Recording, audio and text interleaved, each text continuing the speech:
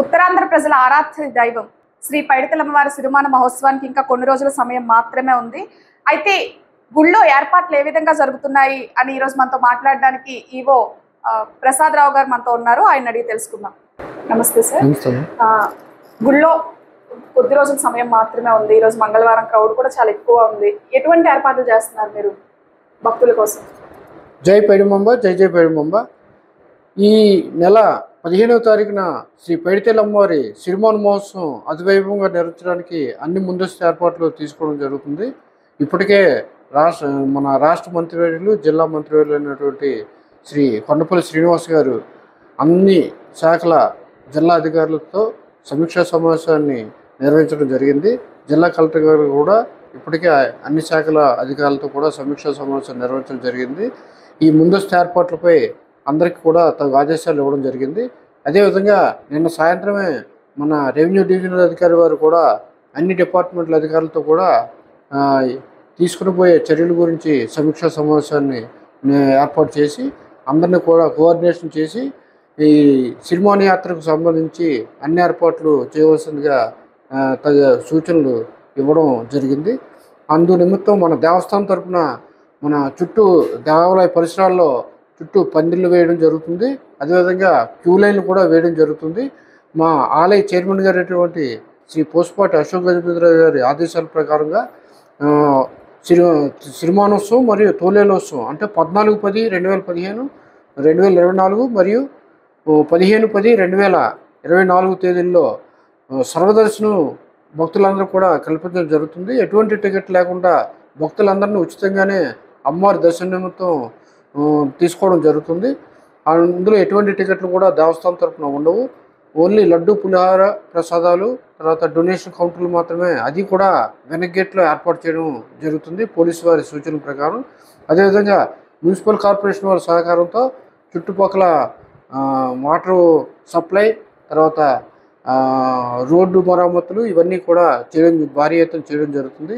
ఇప్పటికే municipal corporation వారు దేవాలయం వద్ద ఈ చుట్టూ ఉన్న కాలువలో పరిశుభ్రం చేసి ఉన్నారు. అదేవిధంగా పలకలు కూడా వేయడం జరుగుతుంది. అదేవిధంగా మెడికల్ డిపార్ట్మెంట్తో కోఆర్డినేషన్ అయి వివిధ దేవాలయంకి వచ్చే మార్గాల్లో ప్రత్యేకంగా మెడికల్ క్యాంపులు కూడా ఏర్పాటు చేయడం జరుగుతుంది.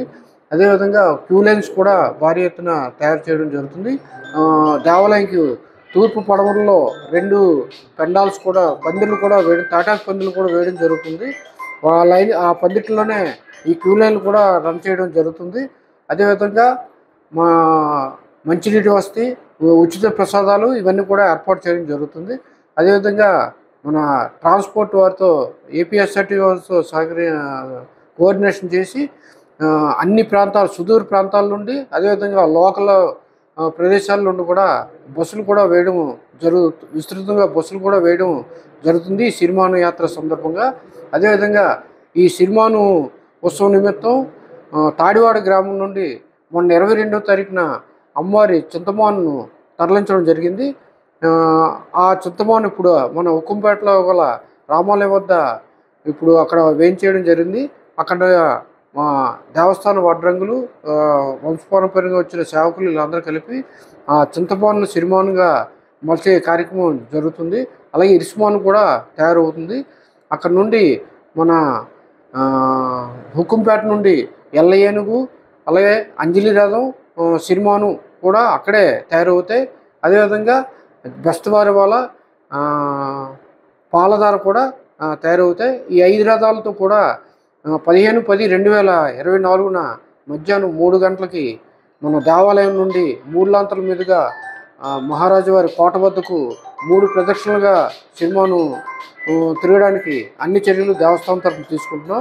అదేవిధంగా పోలీస్ శాఖ వారు ఇప్పటికే సుమారు 2000 మంది పైగా పోలీసు అధికారులు మరియు సిబ్బందిని కూడా ఈ బందోబస్తు నిమిత్తం ఇక్కడ డిప్యూట్ చేయడం జరుగుతుంది. వారి సహకారాలతో భారీ బందోబస్తు మధ్య ఈ సిరిమానోత్సవం అతివైభవంగా నిర్వహించడానికి చర్యలు తీసుకుంటున్నాం. ప్రసాదాల విషయానికి వస్తే క్రౌడ్ ఎక్కువైపోవడం వల్ల ప్రసాదాలు సరిపోవట్లేదు అనే వాదన వినిపిస్తుంది. దీనిపై ఎటువంటి చర్యలు తీసుకోవాలనుకుంటున్నాం?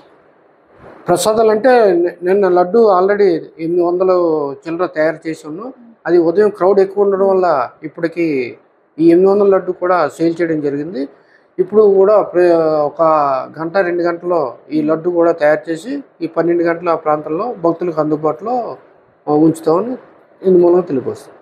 చూశారు కదా, పైడితల్లమ్మవారి సిరిమానోత్సవంలో భాగంగా భక్తులకు ఎటువంటి ఇబ్బందులు కలగకుండా ఏర్పాట్లు చేశామని, అన్ని శాఖల అధికారులతో సమన్వయం చేసుకుంటూ భక్తులకు ఎటువంటి ఇబ్బంది పడకుండా చర్యలు తీసుకుంటున్నామని, అలాగే విఐపి టికెట్లు అనేవి ఈ ఏడాది ఇవ్వడం జరగదని, ప్రతి ఒక్కరూ కూడా సాధారణ దర్శనమే చేసుకుంటారని ఈవో తెలియజేశారు. కెమెరామెన్ రాజేష్తో దేవి, విజయనగరం.